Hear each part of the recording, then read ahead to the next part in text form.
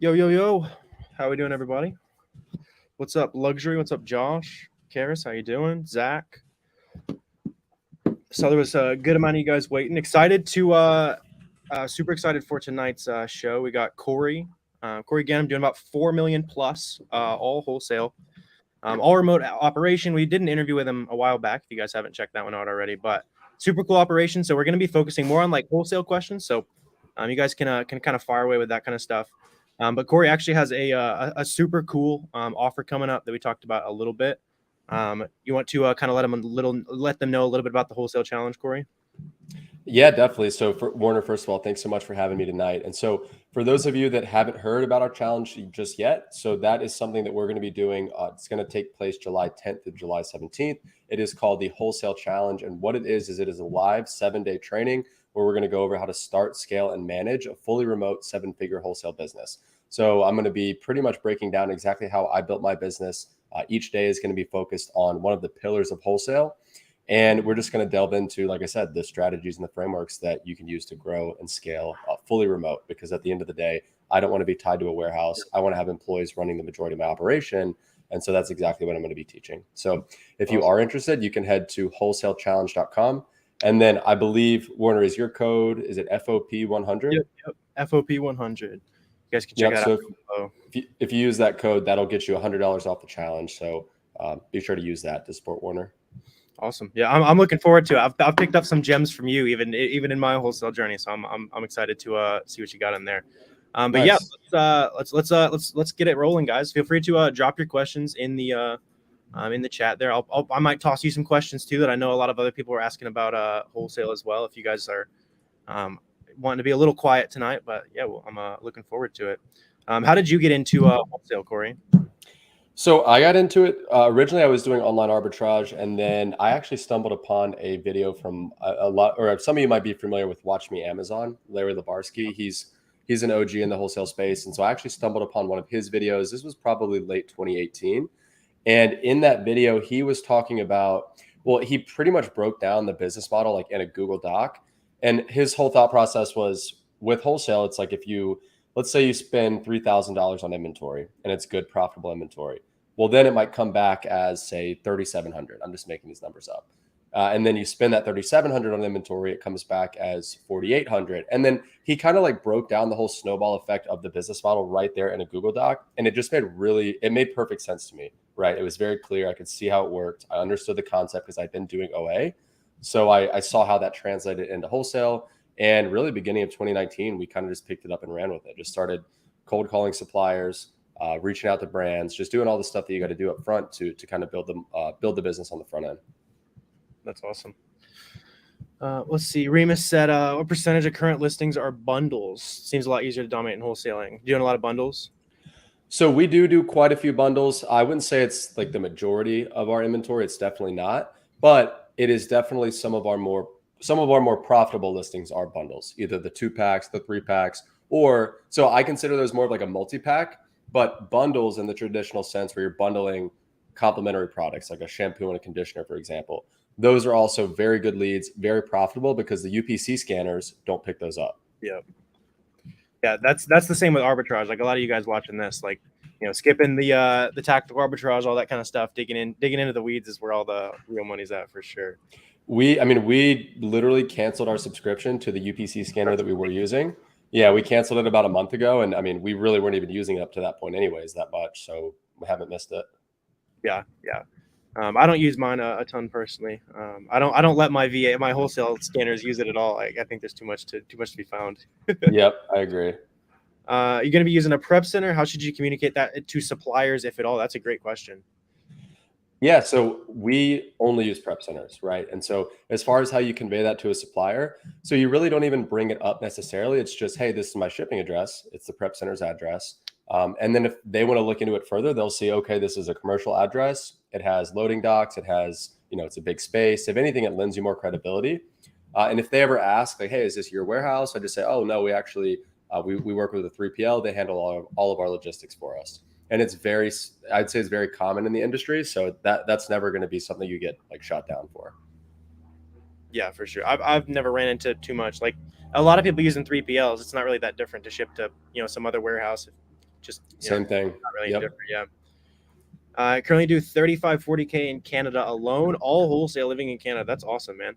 Should you start selling in the US more? Probably. What are you thinking there? So, I mean, if you're able to do, what do you say, 35 Yeah, to 40K a 35 month in just Canada right Canada. Yeah. now, yeah, that's real. I mean, that's solid, man. So you've obviously got a good foundation for how the business works and how the model works. And as far as replicating that in the US, it's the same principles, same model, same everything. It really just comes down to having a good US prep center. And at least the people I know that are in Canada selling in the US, their suppliers are in the US as well. So again, just having that good prep center to kind of be your like boots on the ground there. For sure. Did you have too much trouble finding like the right prep center that would be right for a wholesale business or? So we did talk to a few different ones. We kind of got lucky with the one that we worked. I mean, I wish I could say like, oh, I interviewed a bunch, I did all this due diligence. It was probably about 3 years ago now that we started working with the main one that we're currently working with, and yeah, it wasn't. It kind of just worked out. We just kind of got lucky. That's awesome. What dog you got there? Yeah, I got a golden He's a retriever dog puppy. intro. Sorry, he's I'll pick him up and show you guys in a little bit. He's adorable. You got a new We might- puppy, is that what you said? He's like 9 months old. He's still Okay. a puppy. Yeah. Yeah. He gets a little feisty sometimes on these calls and I'm not paying attention to him. He's come on, we got production to run here. Clearly, I'm outside. Let's see. You guys are firing away here. You got an MBA, learned more from me than school. I appreciate that, Bobby, but some kids on the internet helping you out. Shows you what modern education looks like. Yeah, I don't know if that's a compliment to you or an insult to like For getting colleges. an MBA, yeah. Let's see. Are distributors the best way to get in the door of the wholesale business versus manufacturers themselves?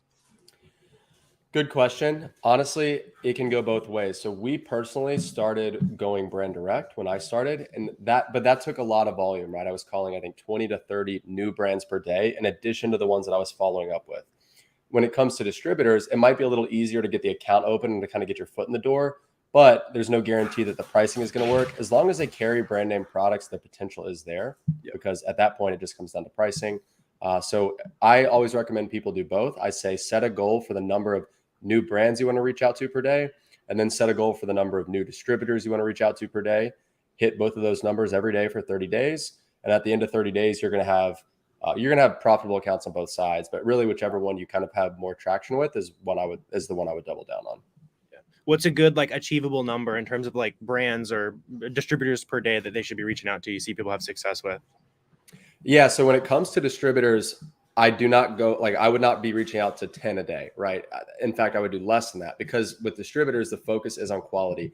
And this is something we spun our wheels for years, reaching out to these really low quality suppliers that just weren't even legit distributors at the end of the day. So I'd much rather see somebody find 2 to 4 like really good quality distributors that you would want to work with if you could get the account open, and reach out to those, be really focused in reaching out to those, as opposed to reaching out to 10, 15, 20 random suppliers per day, and you don't know whether or not they're legit. And then you spend all the time to open the account, and it's not that great. For sure. So just kind of a focused effort, making sure they've got the right brands, that kind of stuff. Is there anything like before you even send the email that's like, oh, I don't need to reach out to these guys, they're not worth it? Well, yeah. So we do have a pretty solid like 3-step criteria when it comes to distributors.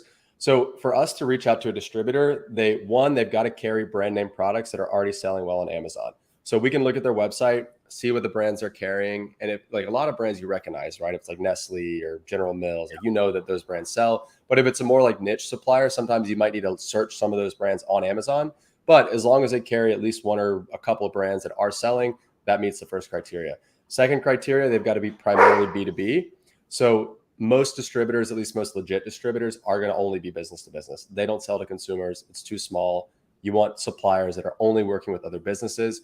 And then the third criteria, you want retailers to be one of their primary customer segments. Now, what I mean by that is there are some suppliers out there that they carry brand name products. They're primarily B2B, but when you look at the customers that they're used to working with, sometimes it's like schools or hospitals or the government, right? So while they meet those first 2 criteria, we've tried to reach out to those types of suppliers in the past, but we found that they don't really understand our business, even though we're just a retailer. So there's some friction there, and it's not always a good fit. So as long as they meet those 3 criteria as a distributor, then chances are very high that you can work with them, because at that point, it just comes down to getting price. Right. Making sure they don't have like, they're not the 5th guy on the totem pole getting down Exactly. Yeah. That's awesome. Yeah. Yeah, so there's about 70 of you guys in here. If you guys wouldn't mind hitting the like button, I'd appreciate it. Get more people in here, help the algo. Thanks for hopping on to sharing a bunch of value, Corey. Let's see. So I've seen a couple of questions. You mind if I pick out a couple real quick? Yeah. So let's see. Adrum Gray said, Corey, can you share a ballpark range of what you pay per unit for prep? So that depends on the actual prep required. So if it just needs an FNSKU label, like literally just a barcode label, then you're going to be in the ballpark of like 50 to 60 cents per unit, because Amazon themselves charge 55 cents per unit for just an FNSKU label. So prep centers are going to be competitive there. And if you're really doing volume, it can be even less than that.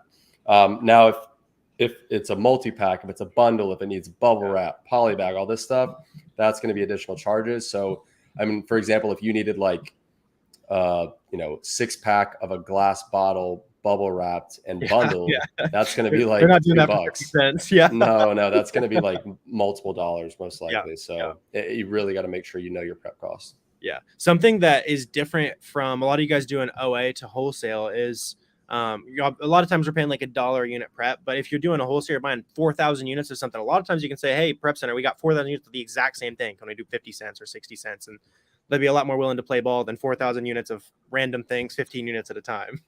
Yeah. And our prep center and I mean, any prep center is going to be like this, but they always tell us like, hey, if you've got a big order coming in or a big shipment coming in, like give us a heads up and we can do like job specific pricing. So in that exact example, if we had in fact, we did this a couple of weeks ago, 3,000 units of the same product, gave them a heads up, and then referred a couple of customers their way as well. And so they really cut us a deal on that. Yeah, that's awesome. Let's see. Difference between a prep center and a 3PL. They're pretty much the same. It's just kind of interchangeable. Exact same thing. Yep. So don't want to confuse people with those two terms. The only like subtle difference is that I guess in like general e-commerce parlance, like a 3PL is more of like a 3PL is a prep center for any kind of e-commerce operation. Whereas like when people say prep center, they're usually specifically referring to like FBA prep. But most 3PLs do FBA prep and other just normal fulfillment. Your wholesalers also be a little more familiar with 3PL. They might sound a little more serious if you say 3PL. Yeah, center. Yeah, I definitely would recommend. Yeah, I try not to use the terms prep center just because some suppliers won't know what you're talking about. It's just jargon, but it makes a big difference sometimes. Mm-hmm. Let's see. Do you put your company name on your tag for ASD? That's actually a good thing too. We can get in kind of ASD strategy. Are you worried about other Amazon sellers seeing it? That's interesting.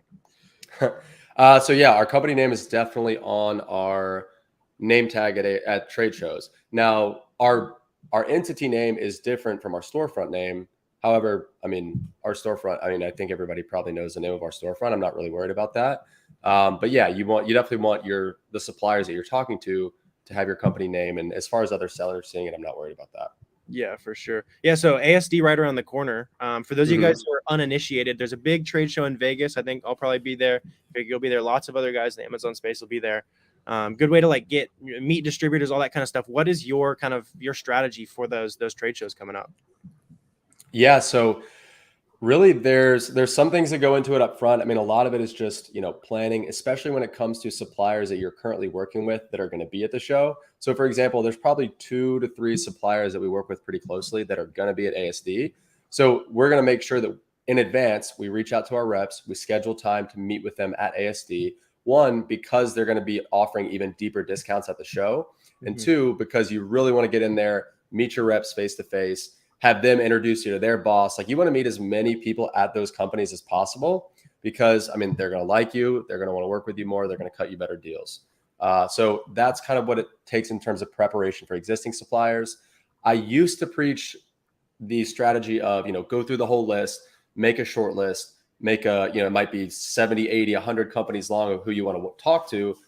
But from experience, what I found is that when we show up to the show and we have that list in hand, you just kind of get sucked into the environment. You end up talking to like 100 different people that weren't on your list. And it really just makes more sense to literally start at one end of the convention hall and go up and down the line. And it's going to take you all day. It should. The longer it takes you, the better, because it means you're having good conversations. That's why you're there. That's why you bought the plane ticket. Don't Yeah, spend it at the casino, right?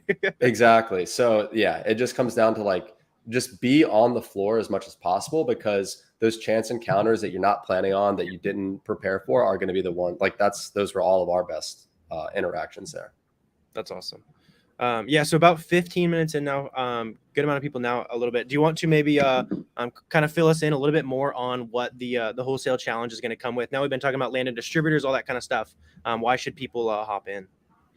Yeah, that's a great question. And so it actually leads perfectly from the trade show talk. So one of the bonuses included in the wholesale challenge is my trade show playbook. So it's pretty much a guide for how to dominate trade shows as an Amazon seller. So I really walk you through my framework for how to approach it, how to prepare for it, what to do when you're there, and then what to do after the fact as well.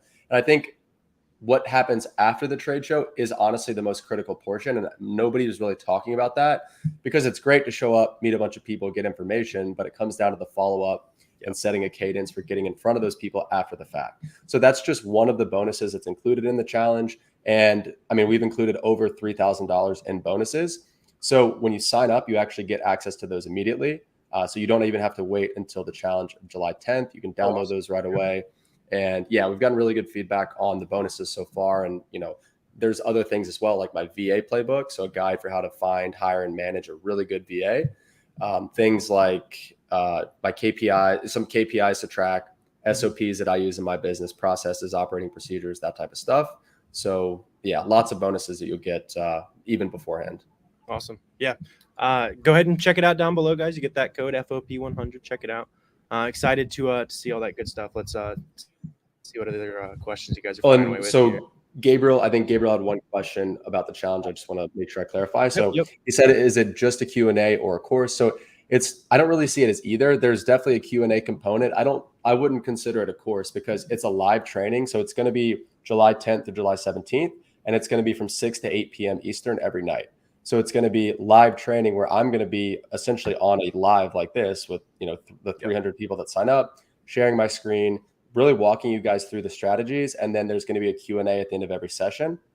And the last thing I'll add, and then we can obviously transition, but all of the sessions will be recorded. So Gabriel, for example, if you had a question to ask me, or, if maybe you missed one of the sessions for some reason, you will get lifetime access to the recordings. So you can go back and watch them. You can have your VAs watch them.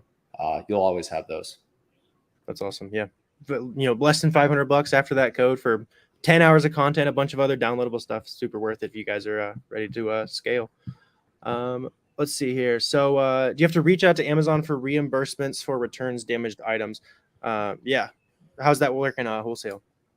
Yeah, so you definitely do. And especially when you're doing wholesale at scale, that becomes very important. I mean, there's literally, we get tens of thousands of dollars back per month in reimbursements that we have to chase Amazon down and fight them tooth and nail to get back.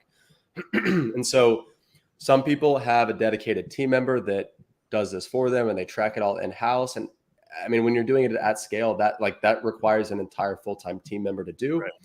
But we actually use a service called Seller Investigators. I'm actually wearing the Carbon 6 shirt right now. I noticed that. And yeah, so Seller there's a lot of reimbursement tools out there on the market. We've used a bunch of them. Seller Investigators is the best one that we worked with by far. They've gotten us the most money back. It's not even close. And yeah, if you're interested in using them, I've got a link in my bio on Twitter to check them out. Cool. Yeah, you can also do it a little bit manually if you guys. You can go into like shipments and then go to the one that closes with discrepancy. It's not too hard to upload some invoices, but yeah, getting that is a good thing to take advantage of. We run into that all the time with OA, but just got to have those invoices, purchase receipts, and you'll be good. Yep. Hey, Chris is here. What's up, Chris? What's up, Chris? How you doing, man? Let's see. How do you convince brands to work with you as there are a bunch of qualified Amazon sellers? That's a good question. Yeah, so there are definitely a lot of qualified Amazon sellers, and all the big brands and all the brands that people want to sell. 50, 100, 150 people per week are reaching out to them, asking them the same things that we're asking them. Probably even a day. Like the big brands are literally a day. Yeah. It's crazy. And they're so sick of it. They don't want to hear Amazon. They don't want to hear that you're an Amazon seller. They don't want anything to do with it. So what you can do to separate yourself, one, just sheer persistence and sheer follow-up will separate you from 99% of other people. I've told this story a million times, but we got our #1 best brand direct account by far I followed up once a quarter for 3.5 years. Years and They're years. Yeah. extremely profitable, great brand, great relationship, great people to work with. And all I had to offer was sheer persistence. Now there's some brands where maybe their listings on Amazon are really poor. You know, the SEO is terrible. The pictures are terrible. They're not brand registered. There's a lot of things that could be done that's kind of low hanging fruit that they're just not doing. So we've had luck just bringing those issues to their attention. And sometimes they'll say, oh, well, we've already got our Amazon sellers. Say, okay, no problem. Well, have any of your current sellers made you aware of the fact that you're not brand registered, or made you aware of the fact that your biggest competitor is advertising on all your branded keywords, like that type of stuff? So it's more so like asking questions to get them to see why they need to work with you. Yeah, call them out on stuff they've been messing up on, basically. Like, oh, this guy knows. Yeah. And sometimes they don't like that. Sometimes it backfires, but it's that's a fair. good strategy. Yeah. They might not be good partners if they're pushing back on stuff they need to do. Exactly. Anyway. That's like they've got to get it in order to work with you. And a lot of brands, unfortunately, just don't get it. Yeah. I think more and more start getting it. So I think that creates opportunity over time for you guys just getting into it as well. Like there's always going to be brands changing their mind and that kind of stuff. Yep. When did you know it's time for you to go from wholesale or go into wholesale from doing OA, RA? Yeah, so I was doing OA for probably close to 1.5 years when I made the transition to wholesale. And it wasn't like I was like frustrated with OA. I didn't have any issues with the model. In fact, I wasn't even really like pushing OA that hard. I just thought that like the way I saw it is like, all right, I enjoy doing this Amazon thing. I think it's something I want to do long term. If I'm going to commit to this for the next 2 to 3 years, which was kind of my thought process at the time, I'd rather utilize a model that I see as a lot more scalable as opposed to one that I just don't.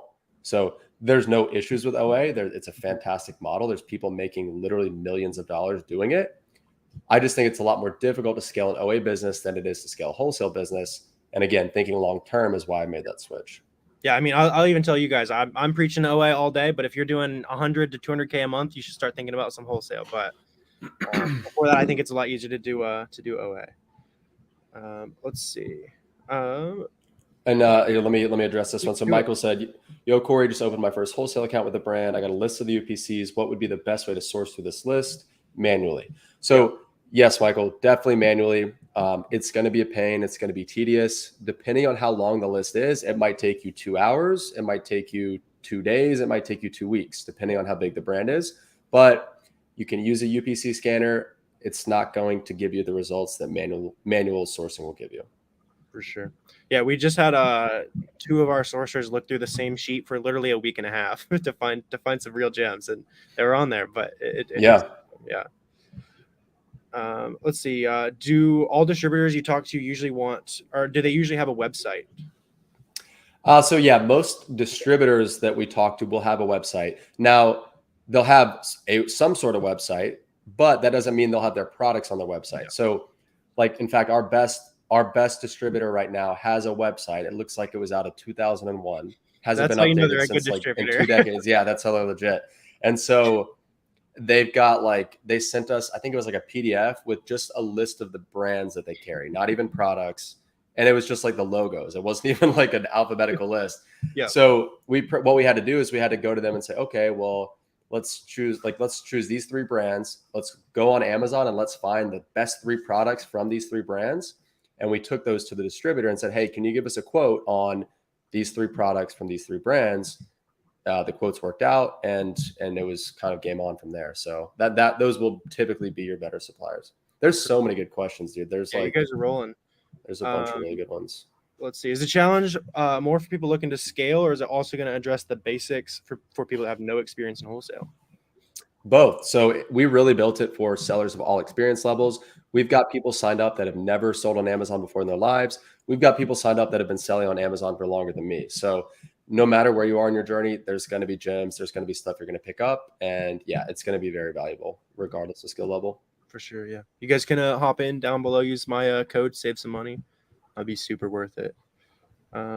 Let's see. Oh, here's one. So what is the maximum time that you like to keep inventory? What's your ideal time period to move your purchase order? So that's a very good question. We shoot for, we try not to have anything in stock over 60 days. And so we're typically buying anywhere from like 30 to 60 days worth of inventory at a time, really 45 days being that sweet spot. If something has been sitting in inventory for us for over 60 days, we're going to take a pretty close look at it, and we're going to determine, okay, is this thing just sitting because we bought too much, or is it sitting because now the buy box is below our break even and we're just sitting at our break even and not moving any units, right? In that case, we've got to make a decision to either just drop our price and liquidate at a small loss, or we might take a look at the keeper graph and see, okay, I see some other sellers are starting to fall off this listing. Price is slowly starting to go back up. Maybe we'll hold out for another week or two, wait for that price to come back up, and hopefully get some sales at that higher price. For sure, yeah. And in OA, it's a lot of is there a reason for this price to go back up, right? If there's not, then right. Gino, my man, I think we'll please don't spam the question 5 times. I think we might skip that one for the spam there. Well, let's see. Here was another one. Let's see, where'd it go? Oh, have you ever put in a lot of work to open an account and then they gave you a list of their products and nothing was profitable? So that is going to be the case the majority of the time. In fact, I would say 8 out of 10 suppliers have nothing profitable. You'll spend a lot of time going through the catalog for nothing. And that's a good thing in my opinion, because think about how many people go through one supplier or 2 suppliers, find nothing, and then think the business is a waste of time, right? So if every supplier was profitable, it'd be easy. So yeah, it really comes down to, it's a numbers game. You just got to keep pushing and keep finding new suppliers. Do you remember roughly how many you looked at before you found the first gym? I want to say, I mean, I called a couple hundred before we found, I think, the first one that we started working with. Yeah. And I mean, even then, I think we probably opened like a handful of accounts before we actually bought from one, where it's like we opened the account, it was easy, but the pricing was no good, or it's like very slim margins. So yeah, it took a few hundred calls at least to find one that worked. For sure. Yeah. We opened a decent percentage, but the percentage of the ones that want to work with you and aren't going to go crazy on shipping and prices and all that kind of stuff is small. But that's why we can sit on here and tell you guys exactly how to do it, because there's only a few of you guys who are going to put in the legwork, and you'll win if you do. That's a good question. Have you found that wholesale profit margins have been a little lower than OA? Is that like a trade-off with the volume? Yeah, definitely. I mean, that's the nature of the business with wholesale. And I guess in comparing wholesale and OA, you're essentially trading a little bit of margin for volume. Right. Yeah. And once you get to the point in your business where it's like, all right, I want to drop 50K, 100K a month, 200K, like it's going to be a little easier to drop that with those wholesale invoices. Sending off an email easier than ripping 50 OA orders for sure. Yep. And so let's see, what is a solid product category to start into wholesale? So really any category is going to work, right? Every category is going to be profitable. I always recommend people start with what they know. So for example, let's say you're into cars, right? Automotive would be a great category to start with. If you're a gamer, video games, great category to start with. That's not to say that you have to stay there, but if you know it, chances are you're going to know the lingo, you're going to know some of the products, you're going to know the big players, and it's just going to be that much easier for you to get a foothold in that niche. Yeah, it'd also be more interesting. It's like your passion. It's like, oh man, I'm paying in wholesale accounts with these brands that I used to buy and like love their products, and that's going to make such a more natural conversation when you call the sales rep. Like, totally. If they know that you already are on board with the brand. Joe, so yes, I will be in Jersey for the AMZ United conference. I'm going as an attendee right now. I was asked to sit on a panel. It hasn't been finalized yet, but I think I'll be presenting there as well. So I'll be there. That's awesome. Hector, yeah, okay. We'll answer the Hector or the question. Hector, you can answer 5 times questions that get spammed. That's it. Let's see. So how do you deal with those cease and desist letters? So especially you'll get those through like buyer messages. Unless you get it like, it's like, legit authorized letter, like it comes in the mail. Those are, maybe take those a little more seriously, but you get a bunch through like buyer messages. And a lot of times it's like your competition, like creating, fake legal looking letters to kick you off the listings and figure out where you're buying your stuff. So there's rare cases where you need to actually listen to those. What's your policy on those? Yeah, so if it comes in through like a buyer message, we just no response needed every time, because that's technically against terms of service to contact another seller with that type of information through Messenger. However, we've gotten so many like certified, dude, some of these law firms are ruthless. Like they'll send certified mail. They send it to my apartment, my dad's house, my mom's house, my prep center, Wow. and my old apartment. Like the person that lives there now texts me, is like, hey, like, do you need this letter? I'm like, no, shred it. But but yeah, so they'll like, probably just got a desk job. He's like, bro, this guy's getting sued. Like it's the end of the world. Like, well, even the prep center, like he texts me like, hey man, like you know, you might want to see this. I'm like, that's funny. I got 6 more of them. Yeah. But no, so it depends. Like my whole thought process is like, yes, the certified mail can be scary, whatever. It's not a big deal. If you look at the listing and there's a lot of other people selling the product, it's not an issue, right? And the only time I'd be concerned is if you look at that Keep It graph, and let's say there's, 30 sellers, 25, 30 sellers at all times, you see like a drop, right? Like at 8 p.m. there was 30 sellers, and at 8:01 p.m. there's 7 sellers. Well, that's when the brand actually took action, issued IP complaints against 25 sellers and got them kicked off the listing. Now they have an IP complaint on their account and they're stuck with that inventory. So if you see Keep It graphs that look like that, that's when I would be a little more cautious. Yeah, for sure. A lot of times you can search, like IP alert, seller journal, Greenlight's another good resource. You can see those kind of stuff. See if that brand has had a history of being problematic in the past too. What Google keywords or methods do you suggest for finding legit suppliers? What's kind of the go-to for beginners? Yeah, so I try to keep it simple. I just say, well, first of all, I always suggest start depending on where you're located. So if you're in like a decent sized city or town, as long as you're not in some like rural place, then just start like city name, category, distributor. So I'm in Charlotte, North Carolina. I might search tool distributor, Charlotte, North Carolina, right? And that's going to give me a bunch of results. And you got to be willing to go to page 10 of Google, to page 15 of Google, to page 20 of Google, because again, that's where the best suppliers are. The suppliers that have the sponsored like SEO and have the sponsored ads and like are on the first page of Google, those are probably not your best ones. But it's the ones that are hiding on page 12 that have like literally like a domain name and that's it. Those are going to be the better ones. And then you're going to want to switch up your terminology. So instead of saying tool distributor Charlotte, try tool wholesalers or wholesale tools. Like really got to be creative with your keywords. And then once you feel like you've really exhausted like your town or your city, then I say go regional. So I'm in Charlotte, like I said, then I might go like Southeast or like, East Coast. And then, I mean, you'll never exhaust the region, but if you do for some reason want to go bigger, then you can look national. But in my experience, the big national distributors have the worst pricing by far. Because when you think about it, they've got hundreds of trucks, they've got millions of square feet of warehouse, hundreds of employees. Their overhead is so high, they can't even afford to give you the best pricing, even if they're buying at that much more volume. Yeah, that's what we've started to notice. Opening the big guys, opening some of those regional. It's like, that's interesting. I didn't expect that kind of before we were getting into it. You would think they'd have the best price, right? You'd think they'd have the most buying power. Yeah, beforehand, it's like, you just get the biggest distributor, say, hey, I've got a bunch of money, and all right, you're set. If only. That's a good question from Chris. What's the average lifespan of a wholesale ASIN? Oh, that is a really good question. I wish I had like concrete data on that. This is such a common answer, but it really does depend. So there's like, I'd say one of our like top 2 ASINs ever. We're still carrying it. We've been carrying it for probably close to 3 years now. Mm-hmm. We've sold tens of thousands of them, but that's a unicorn, right? And that's a product that like they're usually not like that. I'd say average lifespan on a product. I mean, we might buy something, it's profitable, we'll replenish it 3 to 5 times. So maybe within like 4 to 6 months, it kind of starts to fall off. But then you got those unicorns that hang on forever. But then you've got the other products that like they look great on paper, so you go deep, and then the second they check in, 6 other people jump on the listing, and it's a dog from day one.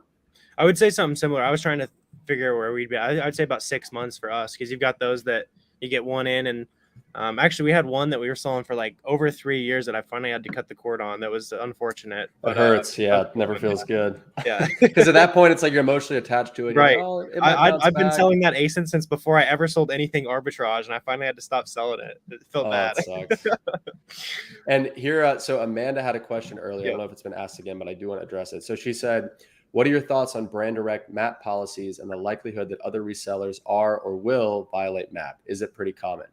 So also very good question. And so just for folks that don't know, so MAP, M-A-P, a MAP policy stands for minimum advertised pricing policy. And a lot of brands, manufacturers will have a MAP policy for their products because basically they're telling you, hey, you're not allowed to sell this product under a certain price.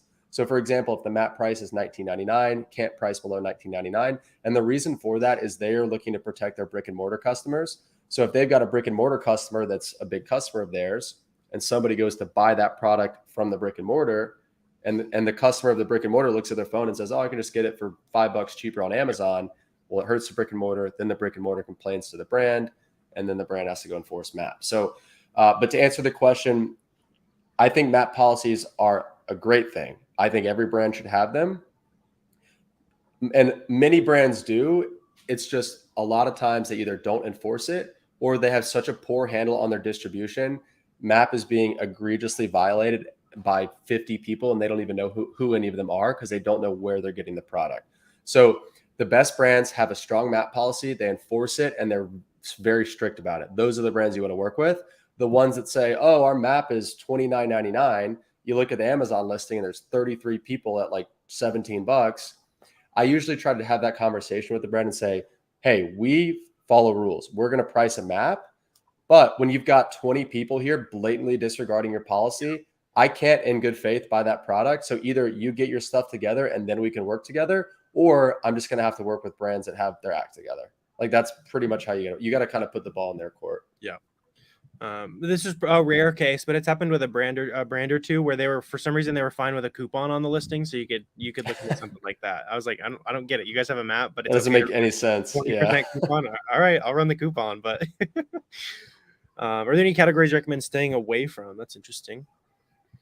Any categories? So yeah, I mean, just stuff that is obviously doesn't make sense. So like tires, I think is like a category. Furniture. And I guess as far as like main categories, books, I don't do any books. And because back when I started with books, and at the time, this was 2017, it was kind of known that you don't list books as new, or at least not textbooks, because I guess that could open you some violations. So I'd avoid books. I know there's a lot of, well, I know you, or maybe you don't do a lot of apparel, but I know a lot of guys that do some apparel, some shoes. Those are good categories, but the returns are high. Yeah, the brands would also be way harder to land than the categories. Like you're not gonna pick up the phone and get, hey Nike, can I get a? Yeah, I don't even think Nike sells to distribution. Yeah, I think they're only direct to retail. Yeah, they don't need it. Like, I might add electronics, at least at the start for the heavy returns, but there's plenty of money to be made there once you know what you're looking for. Oh, so somebody said adult items. So that's actually a very good subcategory and niche. We had an account with a distributor of adult products, like literally like dildos, like creams, like stuff like that. And I mean, some of the stuff was it was really, really good. It was profitable. It was the volume was there. Like it checked all the boxes, but the competition was a little thinner because it's just not something that you think to sell. Right. We don't do a lot of that anymore, but that could be a great subcategory. For sure. How do you calculate inbound shipping? Usually it's about 30 cents a pound if you're small parcel, and 8 to 10 LTL, somewhere around there. What do you average at? Yeah, so I believe we have the tool that we use to analyze profitability. I think we have it set to just estimate at 30 cents a pound. But again, that's very conservative. So the most we would pay is 30 cents if we're doing like a small SPD shipment. But if you're doing LTL, and especially if you're doing full truckloads, I mean, you're talking like a couple cents per unit, not even necessarily per pound. And you get massive quantity. Yeah. Yeah. What if the listing is doing 2,000 sales a month and there's a drop? Do you still take it into account? Yeah, if you're talking about IP complaints and you see a bunch of people getting kicked off, I would still run away from that. Yep. How do you refer to yourself a distributor? Wanted to look at you on social media. Interesting. Do you only call yourself a distributor? Yeah. What's your approach there? So I would love for a distributor to look me up on social media because they'll be able to see that I'm legit. But as far as how I position myself, so I always just say something along the lines of, I'm Corey Ganem. I'm director of, I like to say director of purchasing because it makes you look like you're with a big company. Yeah, we do the same thing. I don't say owner usually. Yeah.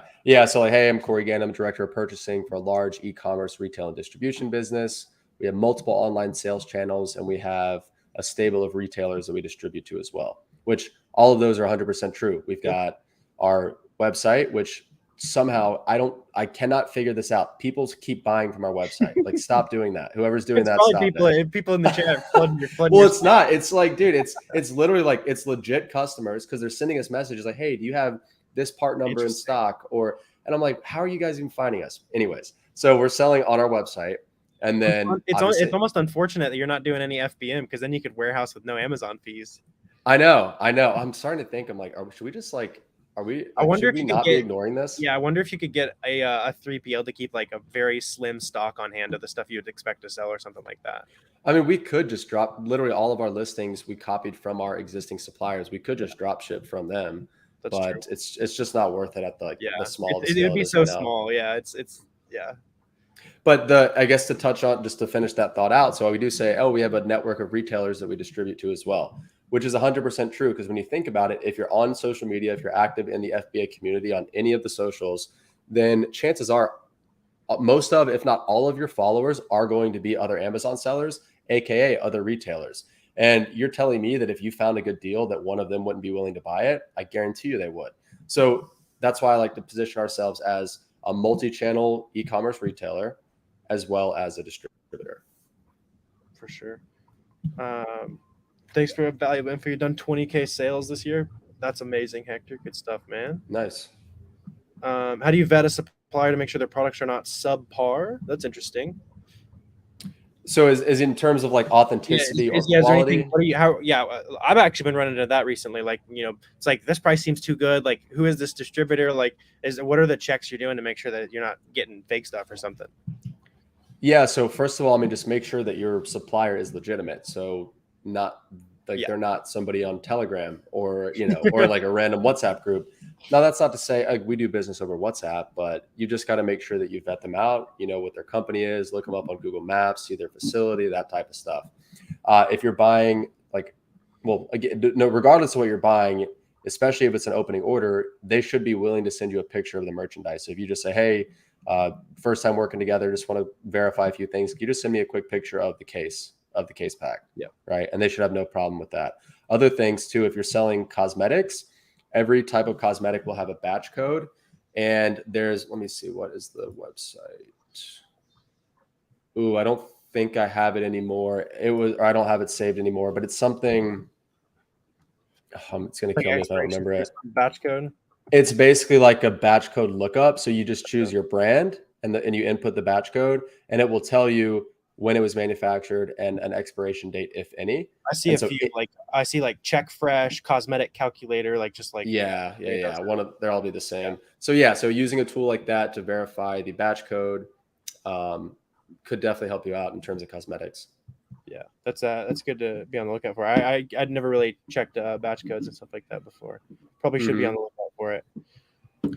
So AJ says, what tools do you recommend for starting off in wholesale? So really, you only need 2 tools starting off, and Keepa, number one, like undisputable. You've got to have Keepa. You've got to have the paid version of Keepa because you've got to be able to see the sales rank. I believe that runs you. It's like a German company, so I think it's like 17 euros a month or something like that. Yeah, so $20 a month there. And then the only other tool you're going to need starting out is you're going to need either a seller amp or an ASIN or a rev seller, basically a tool that on the listing you can input your profitability analysis into, right? I know Warner's affiliated with seller amp, and that's a great tool, so I'd start there. And that's what, $27 a month, I want to say? It's 19, so $20, yeah. Even better. So there you're in for $40. The only other thing I would say is pretty much an essential is like a legitimate business email address. So what you don't want to do is reach out from aj@gmail.com, right? You want to be reaching out as aj@ajstools.com, for example. Right. And so that'll run you, I think, like $8 a month through G Suite. So for what, $48 a month, you have the bare bones in place to set yourself up to make hundreds, if not thousands a month in profit at that point. Yeah, that's pretty much all the sourcing tools we're using for wholesale right now, and doing pretty decent. And I'll also add that SellerAmp is objectively better than those competitors. I know you're not on the train yet, but you can do one-click search, which is objectively better than those other competitors. It'll save you so much time when you and your team switch. It's a good tool. I gotta get you on board, man. I know. Let's see. Do you think a lot of people will switch to FBM when Prime eligible comes back? When I think you say when seller fulfilled Prime comes back. Oh, right. Because so they are bringing that back. I don't think that everybody will get into the program, because back when they did, seller fulfilled Prime used to be, I think even when it was a thing, I think it was either, I don't know if it was invite only or if you had to apply, But the bottom line is not everybody could be in it. And that will definitely be the case this time around. Because think about it. If Amazon let anybody enroll in Seller Fulfilled Prime, even newer sellers, Amazon has no way of guaranteeing that newer sellers are going to get products to customers in 1 or 2 days. So Amazon's going to be very selective with who they allow into that program. It's also like you don't want to do it if you're just some guy flipping stuff out of your house. Like you got to be on top of things. Like sometimes you got to ship stuff out the same day, and it often doesn't make sense with a lot of the lifestyles you guys are trying to create by doing this. You want to be able to buy yourself 24 hours to just hang out for a bit. You can't do that with that. Getting Crystal Geyser, you're getting cease and desist. If it's through buyer messages, then I pretty much always ignore those. Yeah, I would avoid Hector. Do you use Wix or Shopify for your site? Yeah. What did you build your site on? Shopify. So all we did is we reserved the domain on Google Domains, which I believe is like $12 a year. And then I went onto Fiverr and I found a website designer, and pretty much he built out our entire Shopify. I think it was $160 is how much we paid him. And like, he did a really good job. We've gotten compliments on it. I mean, he did a good enough job to where random freaking people from God knows where are buying stuff off our website. Yeah. So, and I mean, he crushed it, and I don't know why he charges so. And I've referred him to like anybody who asked me like, hey, who did your site? I refer him. So if you want that information, I'll happily refer you to him. That's big. Payment structure you guys use for buyers or VAs? We do monthly salary plus like a profit share based on kind of the leads they find. Or I assume you guys are doing pretty similar. So we used to do a profit share back in the day. For a while, we were paying, at least our sourcing team members, they were getting hourly wage. And then for every product that they found that we ended up buying, we were paying them a bonus equal to 1 hour. So they were making $4 an hour. Every product they found that we bought, they were getting basically $4 commission per product. What we found is that they started finding so many products, we just didn't have the capital to keep up. And so we weren't buying everything they were finding, even though they were good leads. And so they were getting discouraged because they weren't making the commission. So what we did is we scrapped the commission and we just upped everybody $1 an hour. And now it's straight hourly. And our two like head VAs get a quarterly bonus if we hit certain KPIs. Awesome. Yeah, I think profit sharing makes a little more sense in OA, where you're like scavenger hunt, found the lead, you get all the profit that we make on that, or not all, but a little chunk of it. Prep Center charges you $1.10 single, $1.40 bundle. That's pretty decent. I would stick with them if they're shipping out fast. Especially $1.40 bundles is pretty good. Yeah, especially if it's OA and if it's like lower volume, that's not bad. I think he said he did like 20K so far this year. So yeah, for your scale, those are pretty good prices. Having a website, go ahead. Oh, I was going to read the same one. So Ivan said it's having a website crucial. So it's not crucial. It's not 100% required. I know 8-figure sellers that have been around for a decade that have no website. Right. However, it will definitely help you out. I think it's a nice to have. It's not a must have. Yeah, I would agree. If you guys got decent funding, just get it set up, but don't let it be like, I'm going to wait another month because I don't have a website yet. Like I've seen that happen all the time. Like, do you pick up the phone? Well, and the other thing too, I've seen people do this very successfully. Reserve the domain, right? ajtools.com, so that way you get your email, and then you can set your website up to where if somebody goes to ajtools.com, it just says under construction, or this site is not done yet, or something like that, and it'll be that way for 3 years, but it's fine. Checkin Times FC transfers a lot faster with wholesale than OA. I would assume slower, right? Because you're doing it's just the same. It's the same process. So in terms of check-in time, check-in times are going to depend on your shipping method to FBA. So not LTL, full truckload via Amazon Freight is going to be the fastest check-in. It's going to be the fastest like delivery and check-in time. So if you're shipping full truckloads and you're using Amazon Freight, you're going to see 24 to 48 hour check-in, and you're going to get, it's called live unloading. So literally as Amazon is pulling your stuff off the truck, it is going live for sale, right? So that is like best case scenario. That'll get your stuff turned around very quickly. Second quickest would be SPD, so small parcel, just regular UPS. And then third would be non-partnered LTL carrier. So it's going to be a little more expensive, but it's typically going to get to Amazon and get checked in a little quicker. And then in our experience, slowest method for checking into Amazon is going to be Amazon partnered carrier LTL. which is Takes fine. forever. That it's even Dirt slower cheap. than there. It's like, dude, I don't know what the heck's going on. It's dirt cheap, but you're going to pay for it in time. Yeah. Yeah. So you, if you're doing, I feel you'll probably be doing a lot of that type of LTL, and that ends up being slower than OA because you're probably doing small parcel to kind of answer the question there. But once you get to the point where you're shipping truckloads, sounds like you're in good shape. Do you use is your prep center a tax-free state? I guess you don't even care, right? No, so for wholesale, that's not an issue. So the two we work with right now, one is in Savannah, Georgia, one is up in Farmingdale, New York. And the reason it doesn't matter if you're in a tax-free state for wholesale is because we're actually not paying sales tax on our inventory. Our customers, the end users, are going to be the ones paying the sales tax. And that's why, as a wholesaler, you are registered with your state Department of Revenue as a retailer so that you can purchase tax exempt. For sure. 40 a month for the Amazon account. That's a good point. Yeah. If you're it also, the 40 a month also discounts you $1 a unit. So if you're selling more than 50 units, then it's a wash. So it's a wash. Yeah, that's what I was gonna say. I've heard some horror stories of people turning that one on way too late and paying $1,000. Oh yeah. Just got to pay that 40 a month. So I figure we'll probably go for what you got 7 more minutes. Go to that's fine. Cool. So so keep firing away at those questions, guys. If you're wanting to jump more and more into wholesale, again, the wholesale challenge starts in 5 days. You guys can join down below. Use FOP100. You'll get that discount. Super excited for you guys to hop in there.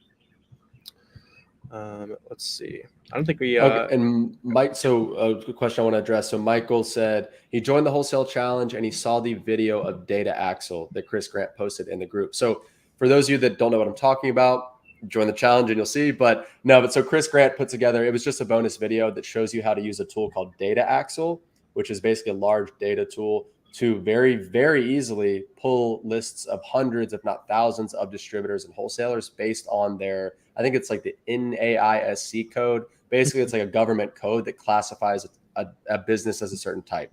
And in order to access Data Axle, I think it's like $100 a month to access the tool. But Chris found out that if you have a library card, believe it or not, you can get free access to Data Axle. And so Michael's asking, how would I know if my library has access to the tool? Michael, I don't know for sure. I would assume most libraries have access. I would assume not all of them do. So I would call them up and ask. And chances are, if your town has one library, they probably have a few. So maybe if that one doesn't have it, call around to a few different ones. But at the same time, if they don't have access and you have to pay for it, 100 a month, well, literally one profitable supplier will make you that $100 per month back 100x in the next 60 days, possibly. So you kind of got to think about it that way too. For sure.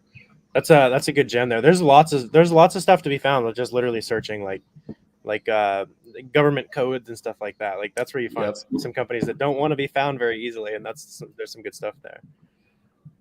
Does FC transfer count as days my product is in Amazon inventory? That's actually a good question. Do you know when it starts the timer? I would assume like when it goes active, right? Yeah. So if something's in FC, like it can't go into FC transfer until Amazon has received it. So like what happens almost every time is, let's say we send 100 units of a product in, it all goes to one FC. It checks in, it's in receiving status. And so it's been received, it's in our inventory. It's just not available. Like we've got 0 units available, but 100 units in FC transfer. So it doesn't go into FC transfer until Amazon has actually received it. Yeah, I think they're also like, in terms of like inventory age, I think that's what they're asking. I actually haven't dug into the as far as like if something's been in your inventory for a while, like when does Amazon transfer it around? I think it's like when the clock starts, like inventory age for fees. You know what I mean? So like when it goes active, it checks in. I haven't dug too much into that. I should probably. I would assume that like the day that the unit gets received, is like but I like active and received kind of being the same thing. Like it's not like it's in transit anymore. True. So yeah. I would assume that the clock. We need to do our homework on this one. It seems like. Yeah. Tips for training a VA for sourcing OA products. Kyle. I mean, it's very just like get good at sourcing somewhere, and then hop on Zoom and make some Loom videos, show them exactly how you did it, and then you can go explore new stuff. And then you do it all over again. It's like, hey, here's how I'm gonna go learn this. You stick to the stuff we're good at, and you just kind of can build a team based on that. Would you guys recommend for a new business bank account? Do you have a bank you like? So we bank with a I mean, they're technically regional, but they are even smaller. I mean, they're only in North Carolina, I think. I wouldn't name drop it then if it's small, just so you don't get people trying to come at Well, you. yeah, but the other thing too is I would always recommend a small regional bank or credit union, ideally, like a state employees credit union could be a good one. And the reason for that, like you don't want to go with a Chase or Wells Fargo. You want to have a bank that you can have a relationship with, where you know you're like, I have my banker's cell phone number, I could text her if I need to, and that way it'll be easier to get line of credit down the road. It'll be easier to, like, if you have other businesses or other ventures, real estate, any other assets you're going to buy, helps big time to have a really strong banking relationship with one local or regional bank. That's awesome. Yeah, we're working with a bank too big, but they got a nice shiny platform and all that. Yeah. Let's see. How are you guys dealing with credit card interest? You paying it off? Yeah, I'm never spending more than I have backed up in cash personally. That's kind of how I roll. Or are you doing the same thing?